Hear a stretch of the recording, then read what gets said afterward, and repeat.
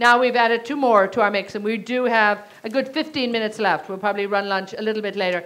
I see you over there. I've got Richard here. You're next, okay? But I'm going to go with Richard first on this one. You wanted to ask a question? This is a very simple one for Dean.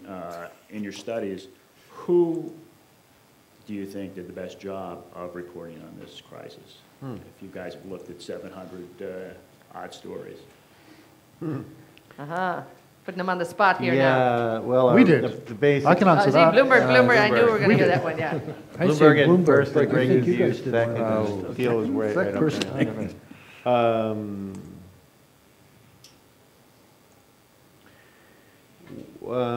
You know, we explicitly said that no one was a winner. Yeah. You know, I don't want to cop out on that, but I'm going to, because the thing is that what actually it correlated to wasn't. It kind of showed the business press is sort of as an institution, separate organizations, but one large sort of subculture, and it correlated to the presence or absence of regulation. So we detected a sort of a virtuous dynamic that occurred when regulators were active in the early part of the decade. This was sort of before the Bush era deregulation really took hold on the federal level. And therefore, we saw great stories emerge that played off. They didn't follow regulation necessarily, but they played off them. They play off each other in a very beneficial way, I think. And even, I remember one of the most, even Forbes, which is not necessarily the big muckraking publication, but they did a terrific job taking down Household International, owner of Household Finance, now part of HSBC. So I guess that's how I would frame it. But you saw, I guess the heroes, or if there are any to me, is the series on AmeriQuest from the Los Angeles Times, 2005. How about that? Okay. Let me bring Karel in here. You've been looking at the good, the bad, and the ugly. Anybody who shone out the shining light amongst who was covering? I was really interested in the panel beforehand, because it seems to me it's quite interesting as to whether the journalism is harnessed for some public purpose. What we should remember is that it was prop trading that blew up the world. That's what the wholesale banks were doing. And if you look at prop trading, why should it be different from any other kind of trading, like car trading? If you look at car trading, for example, the basic proposition is you've got the stock, you find a punter, you fit him up. You don't care whether it's good or bad stock. And I think that trading is associated with bad faith and with insiders knowing more. And it seems to me that insider knowledge is not necessarily, and the cynicism of breaking views or legs, is not necessarily the antidote to a bubble. It's the accompaniment. It's the background music. And it's essentially how insiders know that they're insiders. And that, it seems to me, is its function. So not all knowledge that denounces trading, traders, trading practice, and investment houses meets any purpose other than providing the background music for prop trading. Well, I guess the nature of the beast, too, is that there's no emotional attachment. These people making trades really didn't care who in the ghetto in Milwaukee could or could not afford a house. Panel wants to comment on this. That since you've been mentioned, go ahead. I think we're a bit more breaking views than sort of cynical background noise, I have to say. I mean, you can't have it. I mean, you can't do journalism without having sources and speaking to your community and you know, if I think I can say our skepticism was not cynical. It was genuine. It was genuine skepticism. What I'm interested in by your presentation essay is that I mean, you talk about Lord Turner and you talk about the city getting. I mean, I totally agree. The city moves very quickly to get the next government on side. But you've got, at the moment, it seems you've got. I mean, George Osborne, the shadow Treasury spokesman who seems to be doing all he can to annoy the banks. Now you may say that's just sort of shallow electioneering 6 months ahead of going to the polls. But if anything, his outbursts have been pretty extreme.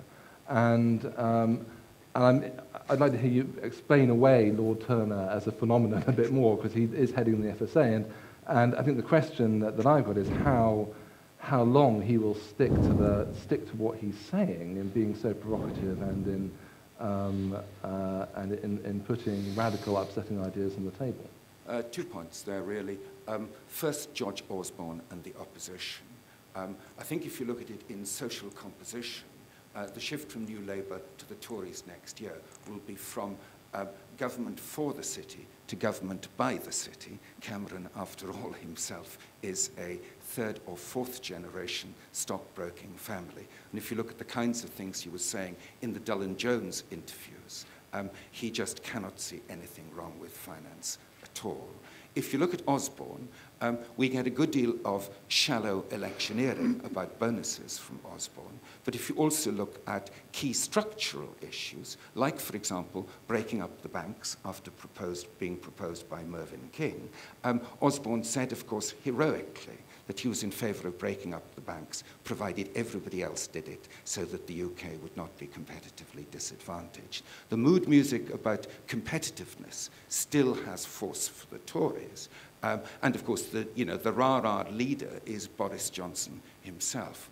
Leave that to one side. You then come to King and Turner. And I think it's not simply Adair Turner. It's also the governor of the Bank of England who's argued for breaking up the banks. You can look at, Adair Turner, who has actually, A, said that a fair amount of wholesale finance is socially useless, and B, said that he favours some kind of tolling transaction tax.